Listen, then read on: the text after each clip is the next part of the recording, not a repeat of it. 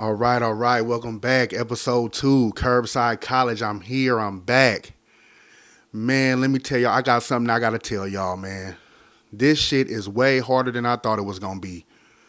I'm talking about this ain't just is not getting a microphone and a camera and jumping on here and talking. I run my mouth normally. Everybody who know me know that. I run my mouth like it ain't no tomorrow. But this just ain't what that is, man. This just ain't what that is, man. I get nervous up here. I lose my words. I can't find I can't find my next thought sometimes. It just happens like that. So if you're here with me and you watching, man, I appreciate you. Just bear with me. We going to build this thing out to where I start bringing y'all some real value.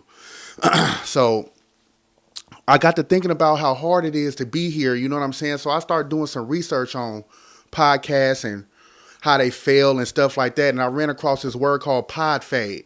Podfade is when a person don't have his systems set up and he start getting overwhelmed with having to do this consistently.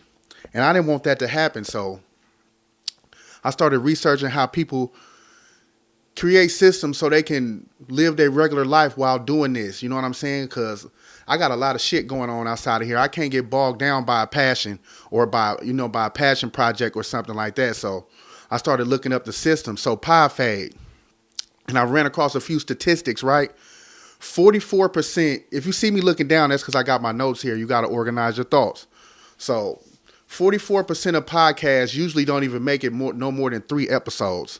I'm like, damn, this episode number 2. So all I got to do is record one more and I'm already in the top percentile of podcast.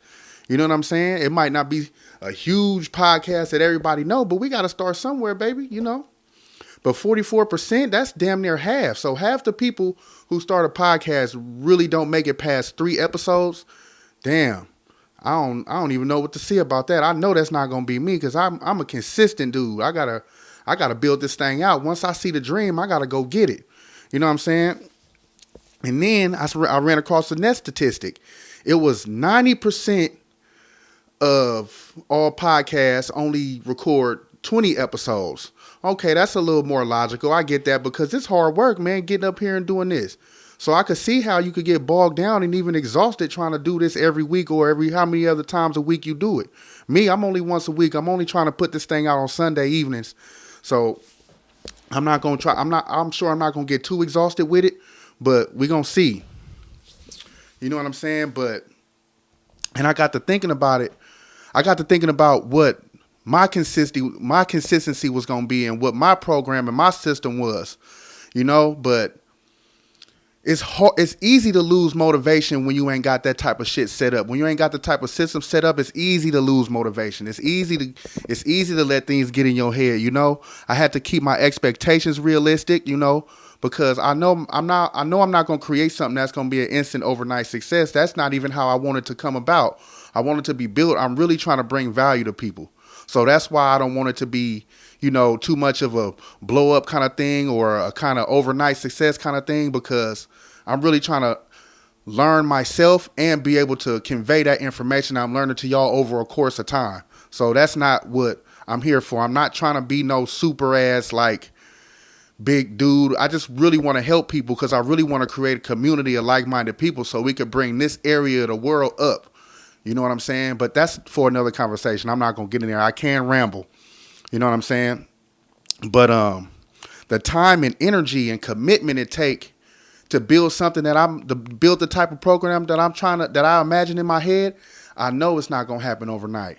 I know I got to commit time. I know I got to sacrifice time in other places to build this thing out, but I don't have a problem with that. That's what we're going to do. You know what I'm saying? But my vision is clear. I tell you that now. My vision is clear. I know where I'm going. I know the next steps. You know what I'm saying? I know how I'm going to start bringing real value to people outside of this podcast, outside of this YouTube show. I know what I'm going to do to start reaching out to people. I know what we're going to do there. You know what I'm saying? So that's not a problem. But I'm going to tell you right now, man, just the doubt itself is man, horrible to overcome. Like, doubt is the devil. I'm gonna just say it, man. Doubt is the devil. You ever seen the movie Matrix when Neo kept running around and everybody kept turning into an agent and it seemed like no matter how much he outran it, he fucking ran into another one? That's how doubt is. You know what I'm saying? The devil use people to project their goddamn insecurities and they fears on you when you got an idea that don't seem like they can wrap their head around it. That's what happens, man. That's why I say the devil is doubt. The doubt is devil, man. Because if you, first of all, you should be keeping your you should be keeping your dreams to yourself until you get a couple steps into them, because it's a fragile thing. It's a fragile thing building something that you can't see. You know what I'm saying? Something that's not tangible. It's a fragile thing to the brain to build something like that, man. So you got to be careful who you share your ideas with, because the devil gonna use them to put doubt in you. You know what I'm saying? Just like the Matrix used all them people to put agents in front of Neo. You know what I'm saying? That's the best. That's the best kind of like situation that I could explain to y'all, that the way I see doubt, man. Because if you just constantly sharing your shit, people can't listen. People can't wrap their head around it. God gave you them lenses. Only you could see that vision. Them is God-given lenses that you looking through. So you can't expect people to be able to climb out of their insecurities to understand what you got going on. You know what I'm saying? And sometimes that could jeopardize friendships. You know what I'm saying? Sharing your dreams with people can jeopardize friendships. People grow jealousy. Some people got so much going on in their life that they can't even dream about doing something other than going to work and coming home every day. You know what I'm saying? And that type of stuff sometimes breeds jealousy and envy. You know what I'm saying? So it's just best to keep your dreams and shit to yourself. You know what I'm saying? And but I understand why people have, those insecurities and those fears. You know what I'm saying? But I think it's something we need to understand about fear. You know what I'm saying? I think it's something that we need to understand about fear, bro. I think fear rewire the brain. Okay, let me give you an example. So let's say if you jumped off a roof and broke your ankle, right? Your motherfucking brain is going to wire to save you from that. So you ain't going to never jump off a roof again. But so that same concept, doing something that you're uncomfortable with, your brain is wired to protect you. You know what I'm saying? So you got to start learning from that failure. You know what I'm saying? Because it's rewiring your brain to do something that you're rewiring your brain to do something that you are scared to do. And that take you going in and doing that. It's something we got to understand. You know what I'm saying? Circumstances wires the brain. Everything you go through, build that mind. You got that perception. You got everything. So that's why we got to understand that we need to learn from fear. We need to learn from having self-doubt. You know what I'm saying? Once you start to learn that, you can start seeing the little signs of why other people have it. You know what I mean? Because it's a lot of things that we grew up doing that have us, in that state of mind. And personally, I think one of those things is the education system. The way we was taught in school is way different than in people of privileged background, should I say? You know what I'm saying?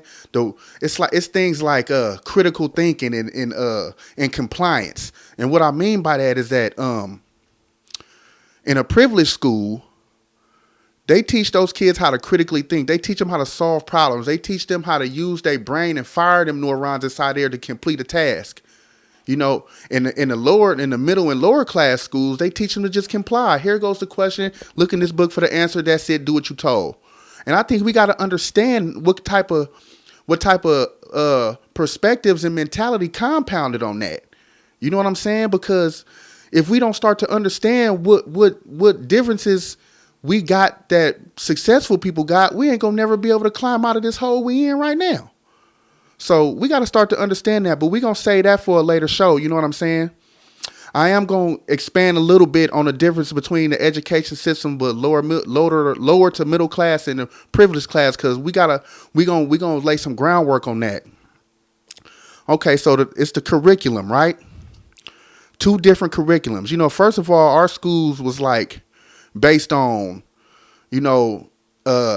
state and county budgets and shit like that. Oakland always going through a budget deficit, or they got to shut schools down and cutting athletic programs. But them privileged schools, them kids' parents be donating to them schools.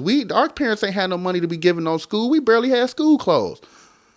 You know what I'm saying? You know what I'm saying? Having book fair money was a flex back in my day. You know what I'm saying? When I was going to elementary school and middle school.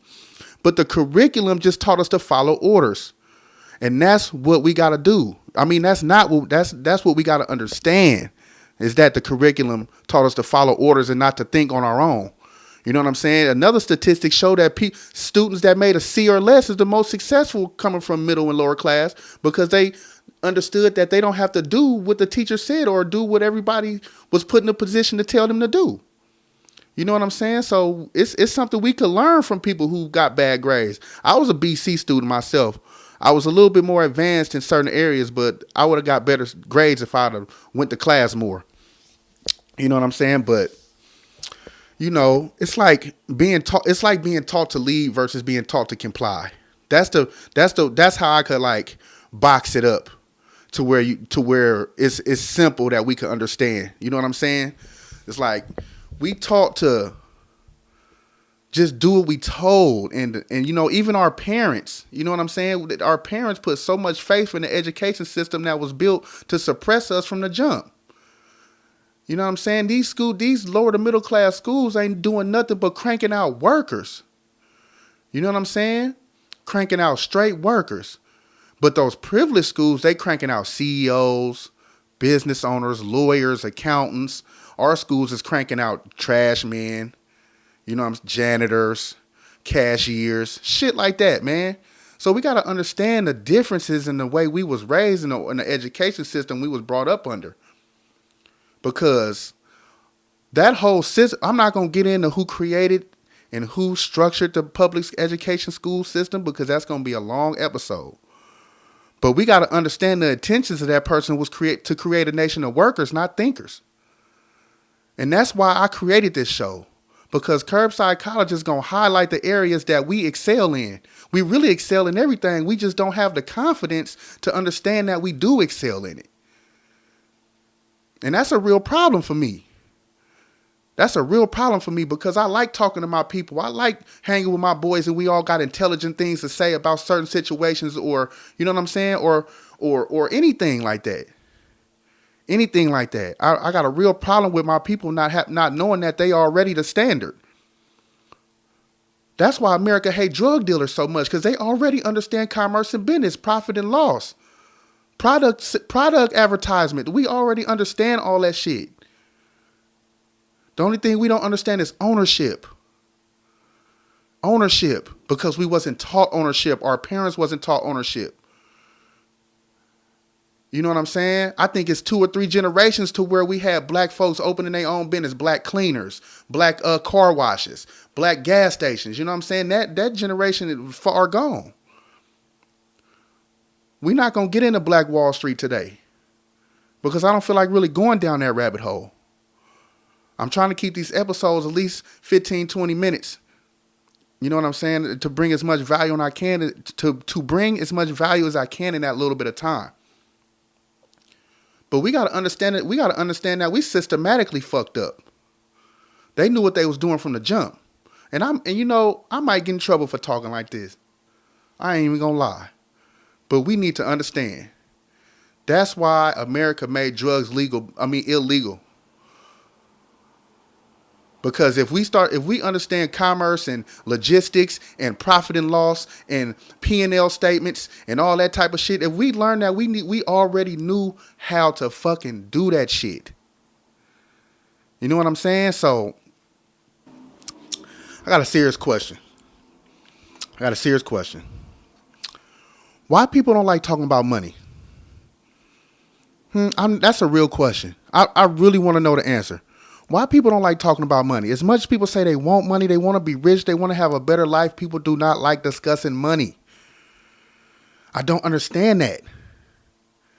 People don't want to tell you how much money they made. People don't want to tell you how much money you know what I'm saying? Like, that don't make a difference, because the same person, somebody can make the same amount of money and do things different with their money. Just because you know how much money somebody make don't mean you got them all figured out.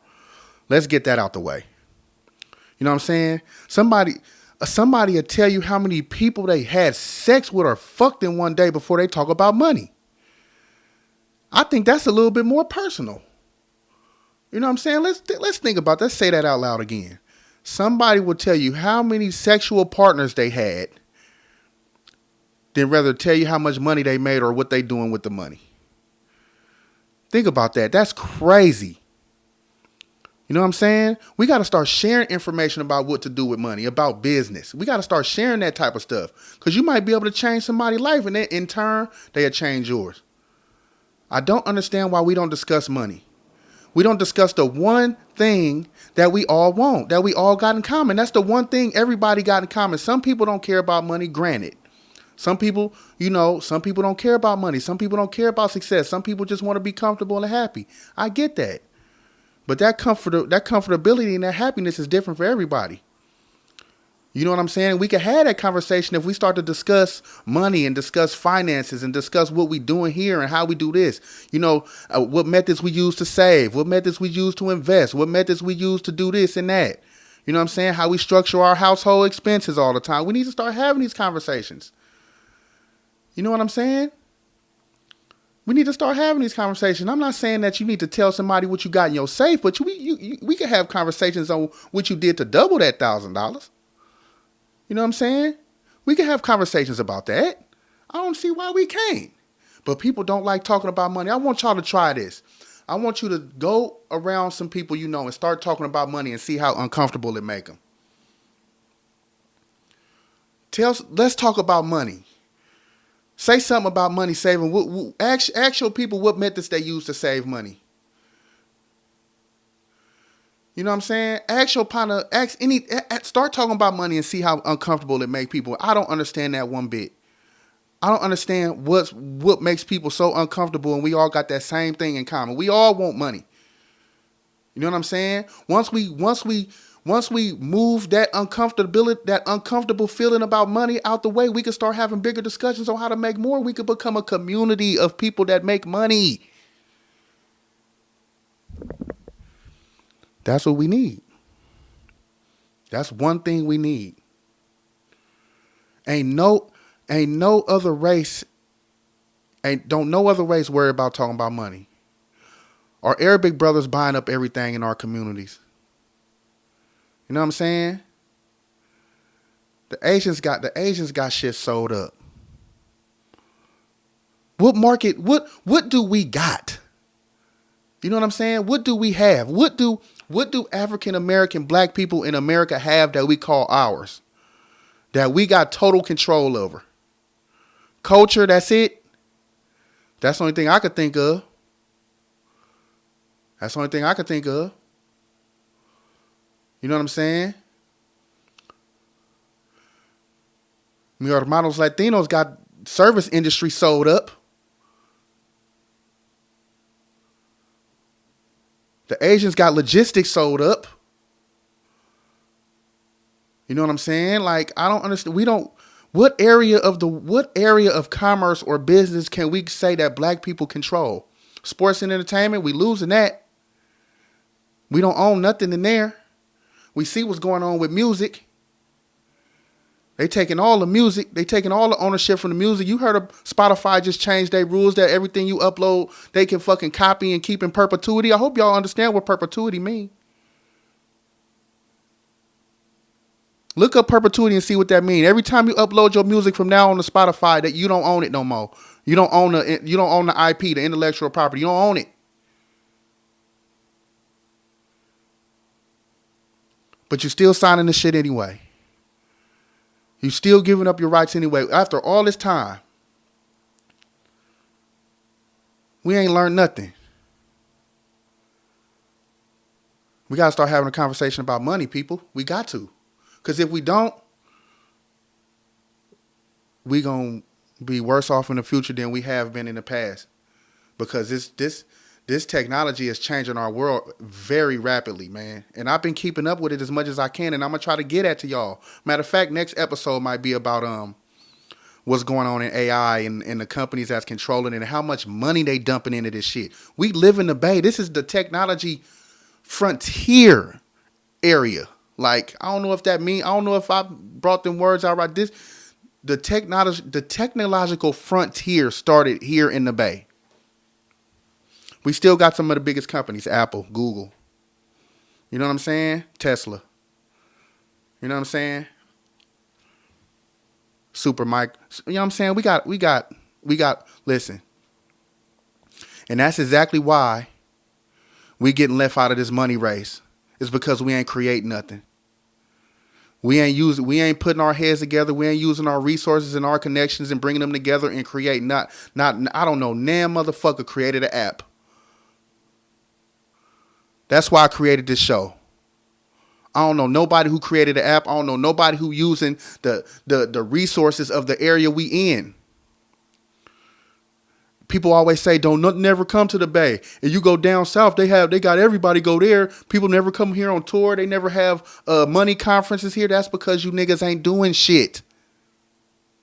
I'm included. I never created no app, but I'm doing my part right here by making it known. I'm doing my part right here, and I'm making it known that we in the greatest time in the world right now, and nobody create nothing. Y'all worried about thug funky ass. You know what I'm saying? Create something. Get up and create something. Your self-esteem gonna go through the roof once you bring something in your mind out to the world, man. Bring something in your mind out to the world, man. Watch what it do for your confidence. It feel like coming from the gym. If you know me, y'all know I go to the gym all the time. You follow me on Instagram, I'm always in the gym. Might not look like it right now, but you know, we get there.